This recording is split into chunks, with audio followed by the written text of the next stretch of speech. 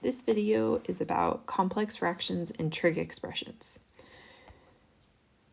So to start out with, we're going to just start with a typical fraction divided by a fraction. So the technical math terminology is if we're dividing a fraction by a fraction, we are multiplying by the reciprocal. I learned it as keep it, change it, flip it, which is kind of helpful to remember the order in which you need to do. But you're going to keep the top fraction. So you're going to keep 2/3. You're going to change the division into multiplication, and then you're going to flip the bottom fraction. So again, this is multiplying by the reciprocal of the denominator. So if we keep it, change it, flip it, and then we just multiply straight across. So this gives us 12 over 15, which we can reduce. But that's the idea that we're going to use with trig expressions to keep it, change it, flip it, or to divide by a fraction, multiplying by its reciprocal. So if we have tangent over cotangent, we can use that same idea. We know that tangent is sine over cosine.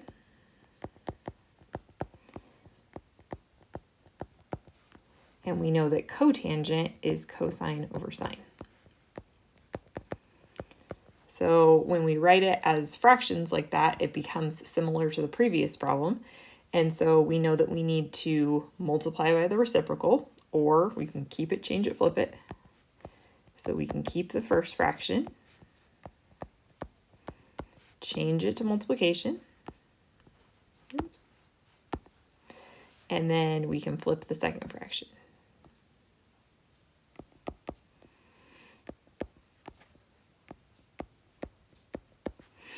So then if we do that, if we multiply straight across, we get sine squared over cosine squared. That's multiplication. It's just not writing a dot for me right now. Okay, and so we get sine squared over cosine squared, which ends up being tangent squared.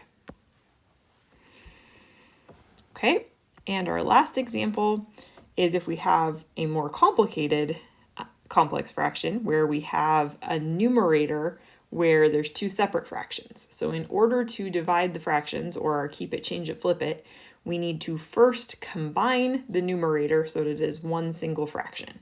So in order to do that, in order to add fractions, we have to have a common denominator. So if I have cosine on one and sine on the other, my common denominator is going to be cosine times sine.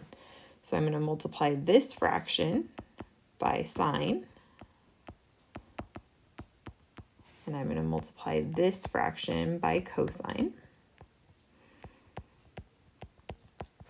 So now I have sine squared plus cosine squared over my common denominator, which is sine times cosine. And then that is over my denominator of cosine over sine. So now we know, using the Pythagorean identity, we know that sine squared plus cosine squared is 1. So that gives me 1 over sine times cosine over cosine divided by sine. So then again, we can multiply by the reciprocal, or we can keep it, change it, flip it. So we keep the top fraction. We change it to multiplication, and we flip the bottom fraction.